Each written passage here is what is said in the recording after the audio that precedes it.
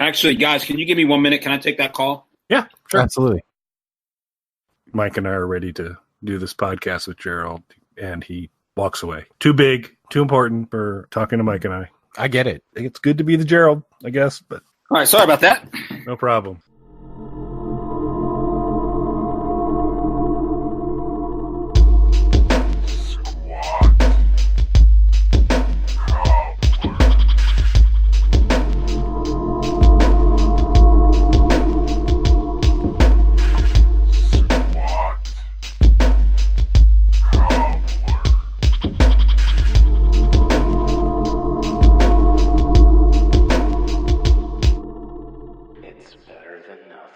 Hello, everyone, and welcome back to another episode of Squat Cobbler. I'm Dr. Mike at Official Pagan on everything, and joining me, of course, is the author of The Right Tool for Your Box, an American memoir.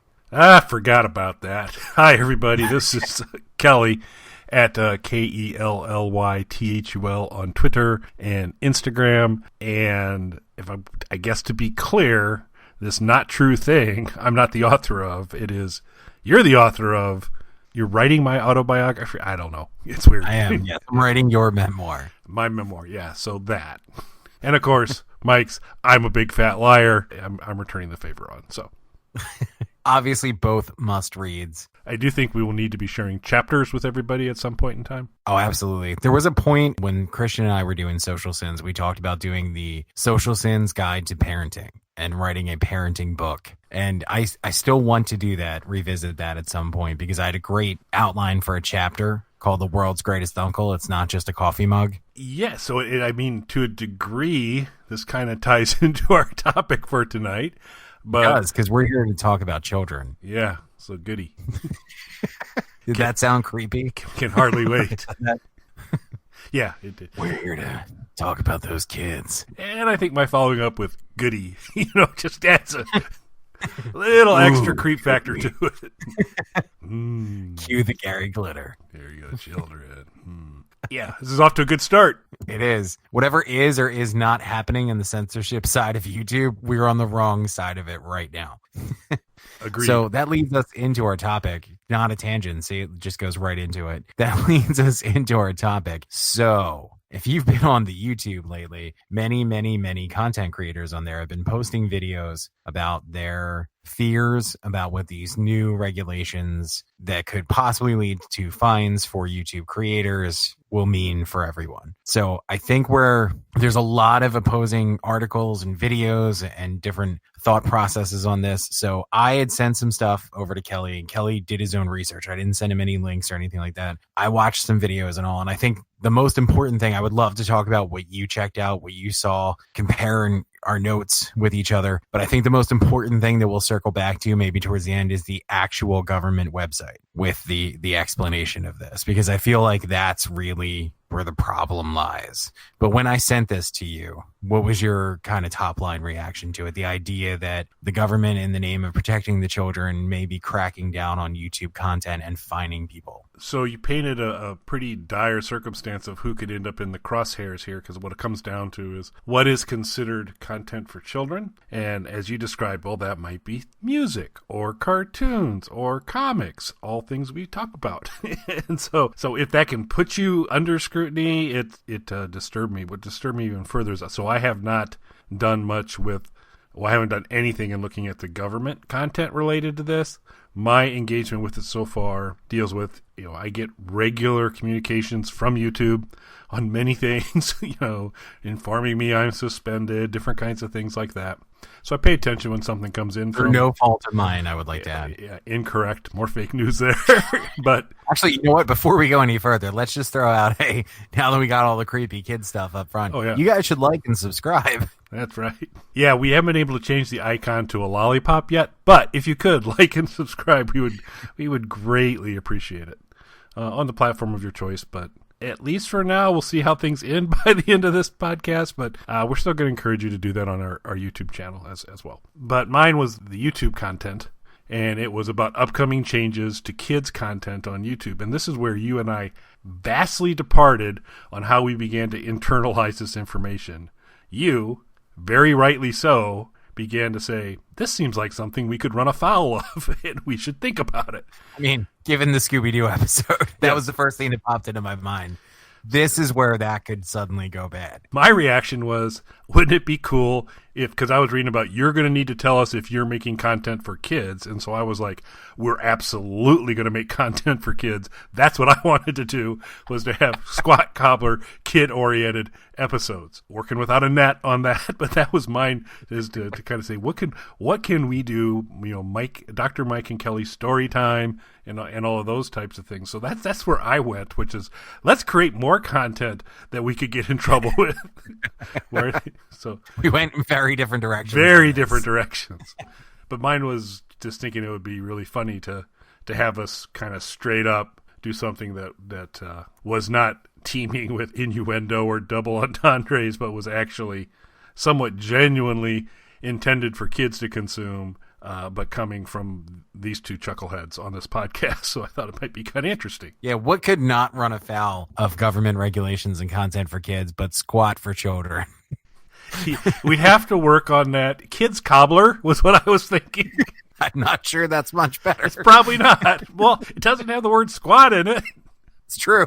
They're like, oh, so you took out squat. I mean, it's still a pie fetish thing with children in the name, but, you know, the most alarming word's gone. We're fine. Totally fine. Totally cool. So I like where your head went with it. Now, did you do any research into it or just immediately decide we are for the children, much like Wu-Tang? As is my wont, it was a little bit more like, this seems like a good idea. I'm going to think about it and it alone.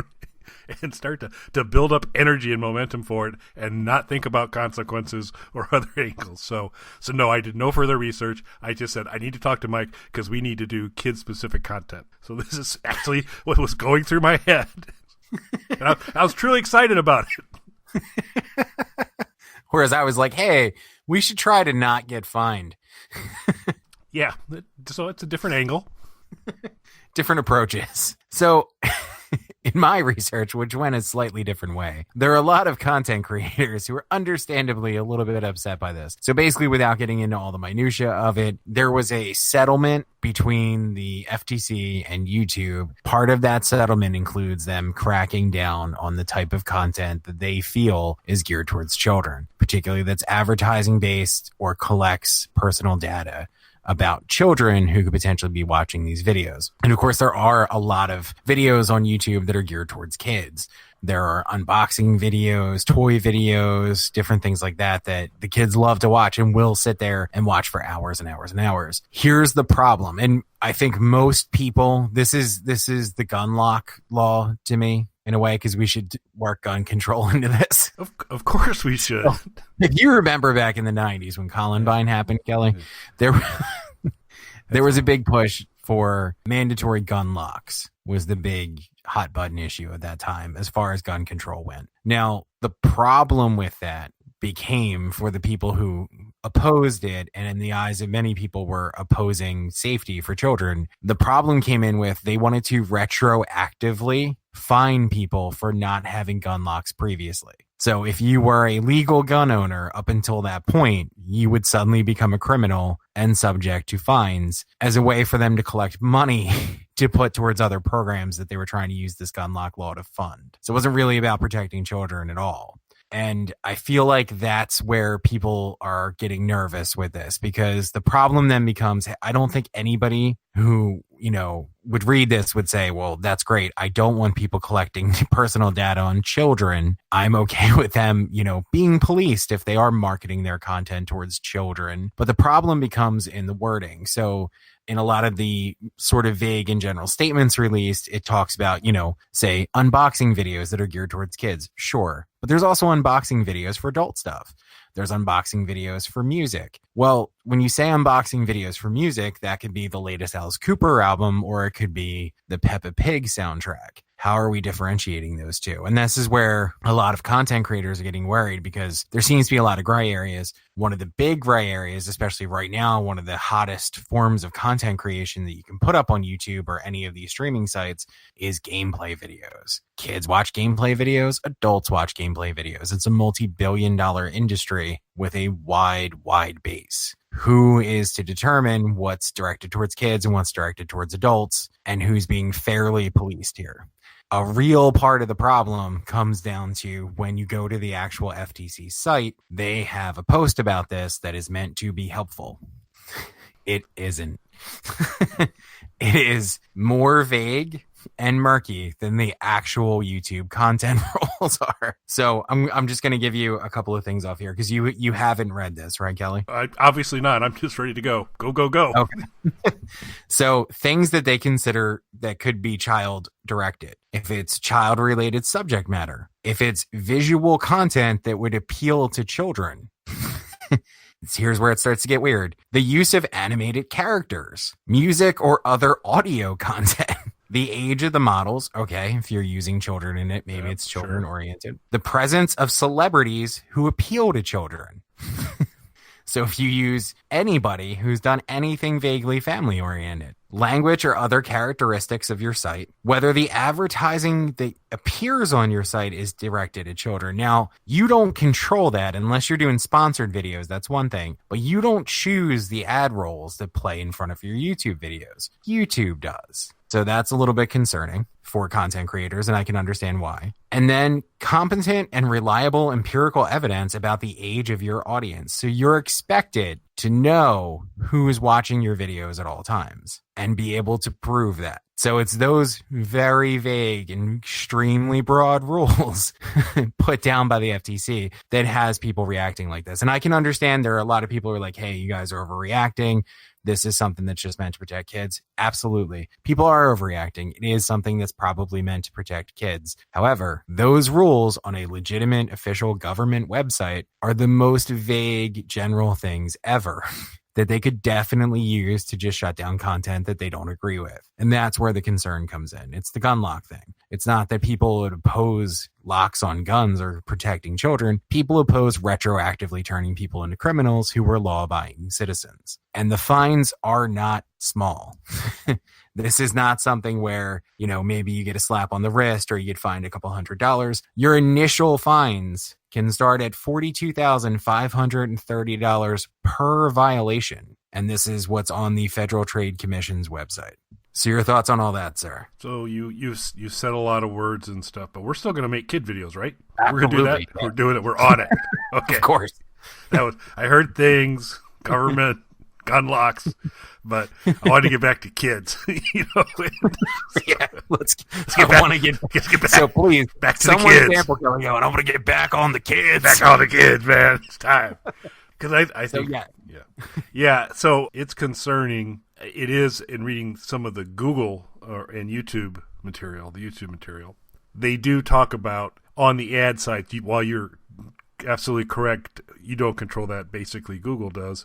But they are, they're indicating all the changes that they're making, that if your content has been identified as made for kids, the idea of personalized ads is not an option. That's not going to happen. Basically all the interaction components, likes, dislikes, comments, those are all out of the picture as well. So they're really reducing the amount. Basically, overall, viewers will have minimum engagement options with made-for-kids content on YouTube.com. And then they also have tied to this something that's called, I want to get to the actual name of it, YouTube Kids is coming out, which becomes a kind of gated community of YouTube videos that you go in, and you originally go in as a parent and do the settings, and you can kind of shut channels down, activate stuff, put the necessary controls on it. So you start to create, if you're going to have somebody who's young unattended on YouTube, you want to run them into YouTube Kids versus if you're in the great sea of YouTube unfettered, there's a lot of interesting places you could end up. So I've gone down some dark YouTube holes. It's a great band name, by the way. So that aspect I think is really good to give kids an option, but you as a parent have to steer them to say, here's where you need to go to consume your videos, which particularly when they're really small, you're doing anyway. If you are going to turn them loose on that. So I still kind of recommend you should be doing. You probably also shouldn't be saying, hey, have at it. Couldn't be anything wrong there. Go right ahead. So what they're trying to get at, I mean, there's a legitimate area of concern here. It does seem quite draconian in terms of the approach, and also, to your point, very unclear when you put yourself at risk. Just reflecting back on some of our past content, the thing about animated characters, that's a problem. Not necessarily for us, but that's going to be a real tangled deal.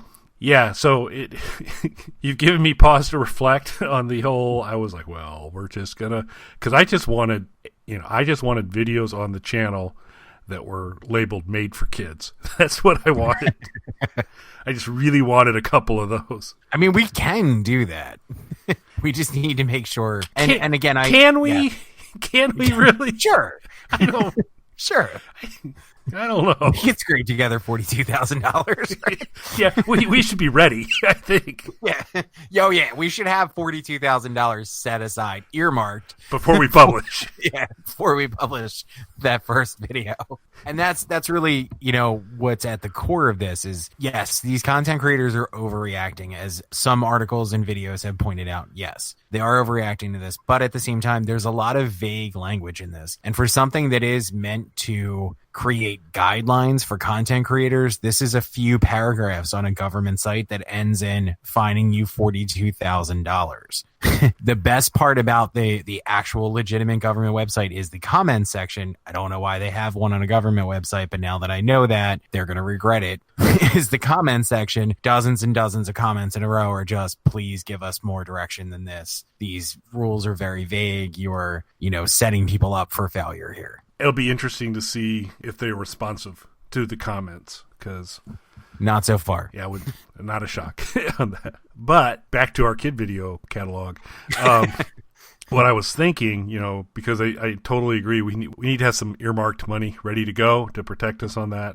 But what I think we could do is we could do a GoFundMe and say we could just basically raise the money for the fines we anticipate having to pay for our first kids-oriented video, Hanson, Our Stinky Faces, which will be because we're at a war on Hanson. In case you folks haven't forgotten or don't remember, we are at war with Hanson, and I think our first kids video is to mobilize the youth against Hanson, to join Squat Cobbler in our anti-Hanson point of view. And I love, too, the idea that we're going to start a GoFundMe with the exact amount goal of $42,530. We should write no specific reason next to it. Yeah, we anticipate this is going to be an operating cost we will face.